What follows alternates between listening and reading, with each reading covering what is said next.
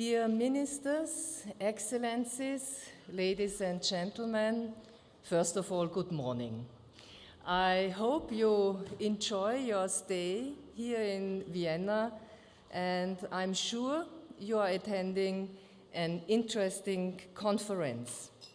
In my welcoming speech, dear ladies and gentlemen, I would like to discuss with you in a few words the relationship between the modern state and religious societies.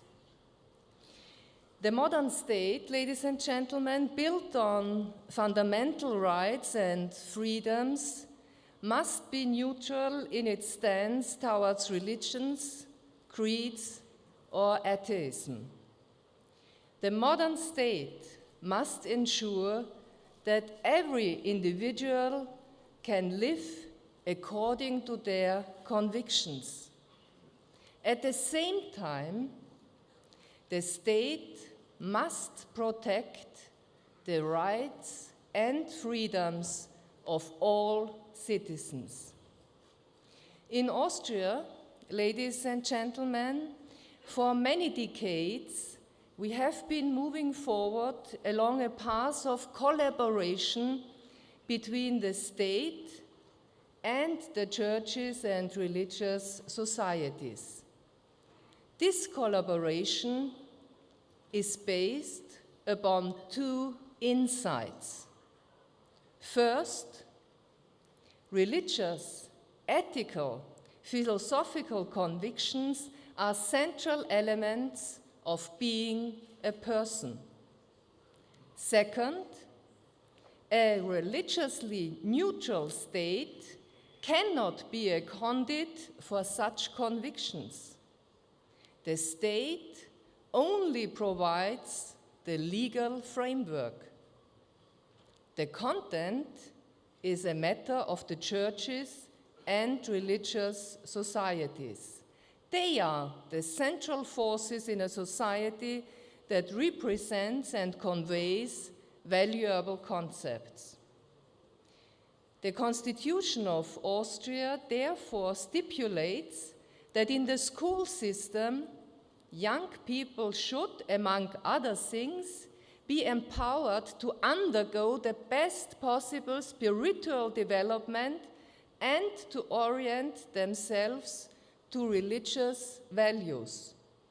But at the same time, the regulations state that religious instructions must not contradict the objectives of civic education. An effort has been made to resolve this potential conflict into a synthesis. And in my opinion and experience, this has proved successful. An important pillar of this success is the good ecumenical and interconfessional climate in Austria. Ladies and gentlemen, the churches and religious societies not only maintain ongoing informal contact, but also work together closely in many areas.